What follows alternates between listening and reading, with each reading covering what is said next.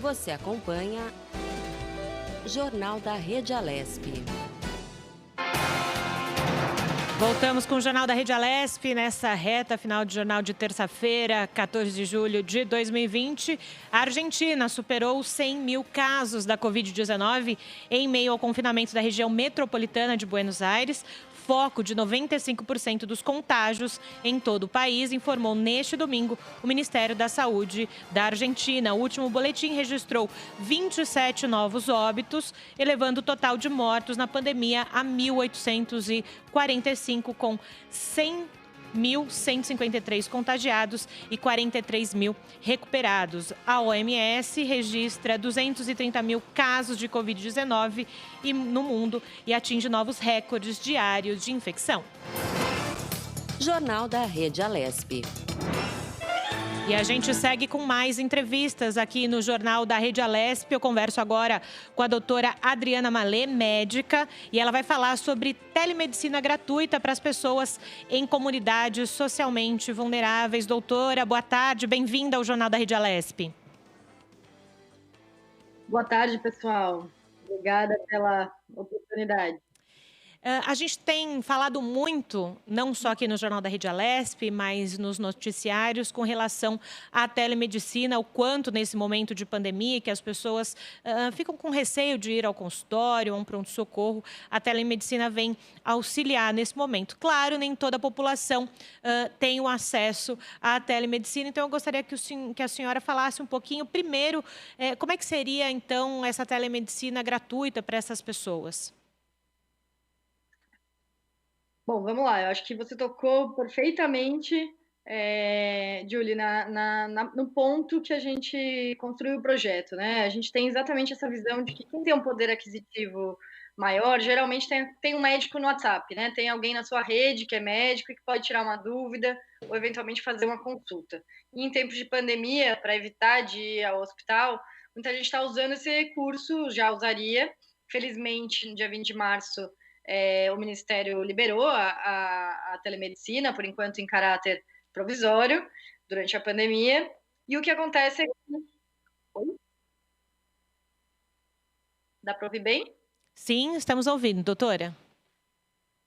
Tá bom. Então, o que acontece com a liberação é que a gente entendeu que a gente precisava fazer a telemedicina chegar nas pessoas mais carentes, que normalmente não... A gente está conversando com a doutora Adriana Malê, médica, dizendo de um tema importante, o uso da telemedicina de modo gratuito para as pessoas que não podem ter acesso a esse tipo de serviço. Ela começou a sua fala falando o quanto as pessoas em situação vulnerável não têm, então, esse acesso à telemedicina, e foi dessa questão que surgiu o projeto. Doutora Adriana, continuando então a sua explanação?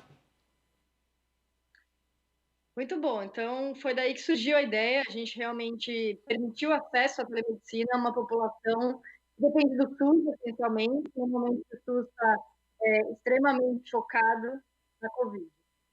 Então, foi esse o nosso compromisso. A gente começou atuando em São Paulo, na comunidade Jardim Colombo, expandiu isso para a região norte. A gente vai restabelecer o contato com a doutora Adriana. Então, antes dela voltar, mais uma informação. A Universidade Estadual Paulista, a Unesp, alterou as datas de calendário de provas para o vestibular de 2021. As provas da primeira fase serão aplicadas nos dias 30 e 31 de janeiro de 2021. A segunda fase será realizada em 28 de fevereiro, um domingo. As novas datas não coincidem com as outras seleções do Enem presencial, da USP e da Unicamp. O adiamento, claro, foi necessário em razão da pandemia da Covid-19. O resultado final do vestibular da Unesp 2021 agora está previsto para ser divulgado em 19 de março do próximo ano. Além de adiar as datas, a VUNESP, que é a fundação para o vestibular da Unesp, também decidiu, em conjunto com a Pró-Reitoria de Graduação, a realizar a primeira fase em 2 dias, em vez de repetir o modelo de dia único na primeira fase aplicado nos anos anteriores. anteriores. Então, nesse modelo para o vestibular 2021 da Unesp, os candidatos seguirão fazendo um só dia de prova na primeira fase,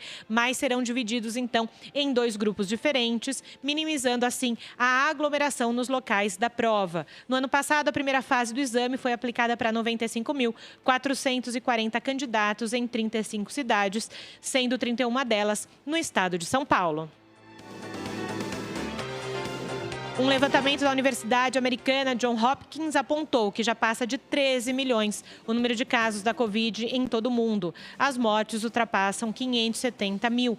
Estados Unidos e Brasil continuam sendo os países com mais casos e também os que registraram maior crescimento de novas infecções. Segundo a Organização Mundial da Saúde, apenas no último domingo, os 2 países responderam por metade dos novos casos em todo o mundo. Embora o número de mortes diária permaneça relativamente estável, há muito que se preocupar, afirmou o diretor-geral da Organização Mundial de Saúde. Agora sim, contato restabelecido com a doutora Adriana Malê. Doutora, a senhora falava então da onde surgiu essa ideia, dos locais aqui em São Paulo que estão sendo privilegiados nesse momento com relação à telemedicina. A senhora pode continuar. Então, a gente se preocupou em criar uma tecnologia simples o suficiente para que qualquer pessoa conseguisse acessar. E nesses territórios onde a gente está atuando, a gente tem um profissional que garante o acesso à tecnologia, além de poder medir os sinais vitais de um paciente, a oxigenação de oxigênio, consegue medir também pressão arterial, a frequência cardíaca e passar para o médico que está na tela disponível para esse atendimento. Médicos e psicólogos. E a gente vê, doutora, então, que é uma união de forças, né, nesse momento, para viabilizar essa telemedicina nesse momento tão importante. É isso que precisa ser feito, né? Unir forças. É isso mesmo. A gente está vivendo um momento especial, um momento onde qualquer engajamento social faz diferença. A saúde precisa se dedicar, né? O SUS precisa se dedicar ao atendimento dos casos no hospital. Cada vez a gente está vendo o hospital aí mais pressionado. Só que as outras demandas de saúde continuam. As crianças continuam tendo diarreia, as mulheres continuam tendo infecção urinária e os idosos precisam de cuidado. O SAS se propõe exatamente a ser essa via de acesso à saúde enquanto a gente está vivendo a pandemia. Um jeito mais seguro de receber o atendimento, a receita médica e o acompanhamento sem precisar sair de casa e ir até um hospital. E nós estamos falando de um atendimento gratuito para uma população que não tem essa facilidade no acesso em que outras pessoas teriam. Estamos falando de uma ação nesse momento da pandemia, mas poderia ser um modelo, um exemplo no pós-pandemia, como a senhora mesma acabou de falar, as pessoas não têm só preocupação com a Covid-19, mas também com as outras doenças, vamos dizer assim, do dia a dia. Perfeito. Inclusive, de onde vem a telemedicina no SAS? A gente já leva saúde especializada, então leva um oftalmologista, leva um dermatologista, um gineco para lugares no Brasil que não têm acesso a esse especialista. E por isso foi realmente mais rápido para o SAS se preparar para esse atendimento. E o nosso desejo é que essa porta de acesso à saúde, essa porta de onde o paciente consegue conversar com o profissional, ser acompanhado, receber realmente uma atenção integral, ela continue aberta e esse projeto cada vez mais integrado com o SUS, né? Tudo que a gente faz é integrado com o SUS sabe que o SAS está atuando naquela região para que a gente consiga fortalecer o projeto e o SUS conjuntamente. Justamente sobre essa questão, então, né, dessa interligação entre vocês e o SUS, o quanto precisa ser informado, como é que funciona essa parceria e também se há a possibilidade de ter algum tipo de parceria com algum município, algum estado que possa usar o know-how de vocês para esse momento de pandemia ou no pós-pandemia? Positivo. Então, como é que funciona? Na prática, toda vez que a gente seleciona um território e a gente está ampliando essa capacidade de acordo com patrocínios e com a entrada de profissionais, hoje o SAS está aberto, 2 horas semanais sempre são voluntárias e a partir de 2 horas de dedicação, se o profissional fica por mais horas, ele é remunerado, tá? No SAS. E a gente, quando seleciona um território, a gente vai a campo, a equipe, faz um diagnóstico daquela região, vê quantas unidades de saúde tem, a UPA, que é referência, e faz essa pactuação. Então, a gente apresenta o que é a receita médica com certificação digital que o SS faz, porque o paciente vai chegar ali e se eles não reconhecerem essa receita, o paciente fica sem remédio e, portanto, o problema não foi resolvido. E a gente mostra também como são os encaminhamentos. E abre a porta, inclusive, para que o SUS nos encaminhe uma solicitação, por exemplo, para ver um paciente que tem uma demanda que não precisa ser acompanhada presencialmente. Então, a gente tem casos de dermatologia, por exemplo. Um paciente que está com uma infecção de pele em casa e a gente consegue, por vídeo, diagnosticar e tratar esse paciente. Perfeito. Então, essa roda gira à medida que a gente se torna uma engrenagem dentro do sistema do SUS fazendo. E respondendo a última pergunta, se houverem novas comunidades, municípios interessados, a gente tem no site www.ssbrasil.org.br/coronavírus. Lá a gente recebe inscrição de novos voluntários, doações e inscrição de novos projetos e comunidades que querem se beneficiar. Quero agradecer, então, a doutora Adriana Malê, médica, falando sobre a questão da telemedicina gratuita. Obrigada, doutora, pela sua contribuição hoje por aqui. Obrigada, gente. Um abraço. Tchau, tchau.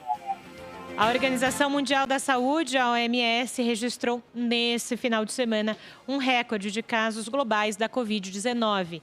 Em 24 horas, foram 230.370 notificações. Os maiores aumentos foram registrados, então, como eu disse anteriormente, os Estados Unidos, Brasil, além de Índia e África do Sul, de acordo com o relatório diário da organização. O recorde anterior da OMS para novos casos foi de 228.102 casos registrados na última sexta-feira. As mortes permanecem estáveis em cerca de 5 mil por dia. Flórida registra 15 mil casos da Covid-19 e superou o recorde do estado de Nova York, nos Estados Unidos. 10 estados têm alta de mortes de coronavírus. Os casos globais da doença, segundo a OMS, passam de 12,5 milhões nesse domingo. Passaram, de 12 milhões nesse domingo. A doença já matou mais de 560 mil pessoas em 7 meses. Nos Estados Unidos, números de casos do novo coronavírus continuam a crescer em várias regiões. Mais um repórter aqui no Jornal da Rede Alesp. Guga Mendonça, bem-vindo, boa tarde. O que você nos conta sobre o Palácio 9 de Julho? Olá, Júlia Stanzioni. Olá, você que nos acompanha. A gente vai restabelecer o contato com o repórter Guga Mendonça para contar para a gente o que vai acontecer ainda nessa semana aqui na Assembleia Legislativa de São Paulo. Guga, com você nos ouve? Agora você me ouve? Eu ouço perfeitamente, são 14h mais 21 minutos. Vamos aí trazendo as informações do Legislativo Paulista para você que acompanha o Jornal da Rede Alesp desta terça-feira. Foi convocado pelo presidente da Casa, o deputado estadual do PSDB, Cauê Macris, a reunião Congresso de... Então, temos aí a reunião conjunta de comissões a se realizar em ambiente virtual no dia 15/7, portanto, amanhã, quarta-feira, a partir das 2h30 da tarde, serão 2 reuniões de comissões. A primeira acontece a Comissão de Constituição, Justiça e Redação e Defesa dos Direitos da Pessoa Humana e da Cidadania, com a participação aí da Comissão de Questões Sociais, das Finanças, Orçamento e Planejamento, com a finalidade aí de estudar e ver, o projeto 1027 de 2019, de autoria da deputada Marina Elou, que institui a política estadual pela primeira infância no estado de São Paulo. Vocês se lembram bem que esse projeto foi em votação na semana passada, Porém, teve uma emenda do deputado Douglas Garcia, o que fez aí que o projeto voltasse às comissões e logo mais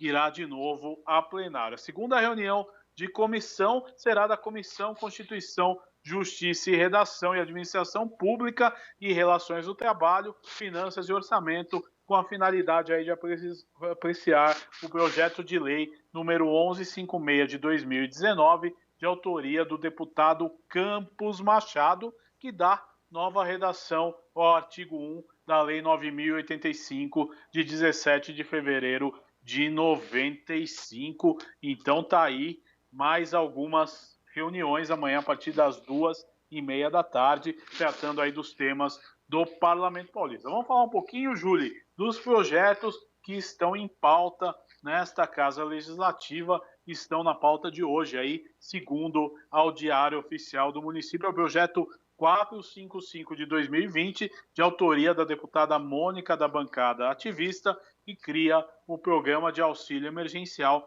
para trabalhadores autônomos de entrega por aplicativo e prestadores de serviço de transporte e serviço de transporte individual privado de passageiros. Outro projeto que já está aqui em discussão no seu segundo dia, aliás, no Diário Oficial, o projeto 454 de 2020, de autoria do deputado Castelo Branco, do PSL, que autoriza o Poder Executivo a conceder auxílio financeiro emergencial aos prestadores de serviço que realizarem transporte escolar de alunos de instituição de ensino públicas ou privadas até o final do ano de 2020, portanto, essa época de pandemia. Também está aqui o projeto 451 de 2020, de autoria também da deputada Mônica, da bancada ativista, que torna obrigatória a disponibilização de pontos de apoio para trabalhadores em entregas de aplicativo. Agora é importante, Júlio Stanzioni, telespectador ligado na Rede Alesp, é importante a gente ressaltar que esses projetos estão em tramitação na casa, vão passar por todas as comissões, pela área técnica, para viabilizar, né, a questão de técnica do projeto, para aí sim ir a plenário. Portanto, são projetos de lei apresentados e protocolados aqui na Assembleia Legislativa. Outra novidade de hoje foi a sanção aí do governador João Dória ao projeto 350 de 2020, aí aprovado pelos 94 deputados desta Casa Legislativa, que dispõe aí sobre medidas em relação à Covid-19, ao coronavírus. Saiu no Diário Oficial com alguns vetos, mas o projeto está aprovado e sancionado e agora é lei no estado de São Paulo. Dando um giro também por tudo que aconteceu na casa por esta manhã, Júlia, é importante a gente lembrar da presença do secretário Rocieli Soares aí na Comissão de Educação. Eu acompanhei durante toda a manhã essa intervenção, que ele veio aqui à Assembleia Legislativa para prestar contas do seu mandato, e ele já deixou claro que não tem como, né, numa prestação de contas como essa, sair. Pois não, Júlia? Pois é, Guga Mendonça, quero te agradecer, então, as suas informações sobre a agenda da casa nessa semana, porque o Jornal da Rede Alesp, na luta ao combate do Covid-19, fica por aqui. Lembrando, liga pra gente, manda mensagem no WhatsApp 984578129, dê a sua sugestão de pauta, conversa com a gente. Até amanhã.